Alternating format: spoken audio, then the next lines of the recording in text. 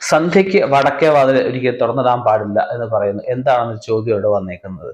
അത് ജ്യേഷ്ഠാ ഭഗവതിയുടെ ഒരു ദിക്കായിട്ടാണ് ശ്രീസന്ധ്യ അല്ലെ ത്രിസന്ധ്യയ്ക്ക് വടക്കിനെ പറയുന്നത്. ഓരോ ദിക്കിനും നമ്മൾ പൊതുവെ ഓരോ ദേവന്മാരെ പറയുന്നുണ്ട് എങ്കിൽ പോലും ഓരോ സമയത്തിന് കാലത്തിന് ഒരു പ്രാധാന്യമുണ്ട്. ശ്രീസന്ധ്യ അല്ലെ ത്രിസന്ധ്യ സമയത്ത് വടക്ക് ദിക്കെന്ന് പറഞ്ഞാൽ ഒരിക്കലും കുബേരകോണല്ല.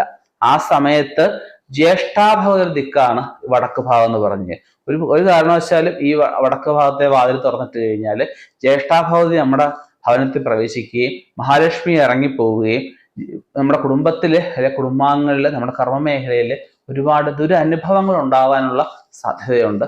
അതുകൊണ്ട് ഒരു കാരണവശാലും വടക്ക് ഭാഗത്തെ വാതില് തുറന്നിടാതിരിക്കുക. ഇനി വടക്കോട്ട് ദർശനമായിട്ടുള്ള വീടാണെങ്കിൽ പോലും നമുക്ക് ആ ഭാഗത്ത് ഒരു വിളക്ക്, ഒരു 5 തിരിയിട്ട് വിളക്ക് കത്തിച്ച് വെക്കുന്നത് ഏറ്റവും നന്നായിരിക്കും. അന്നേരം മഹാലക്ഷ്മി കുടികൊള്ളുകയും ജ്യേഷ്ഠാഭഗവതി അങ്ങോട്ട് പ്രവേശിക്കാതിരിക്കുകയും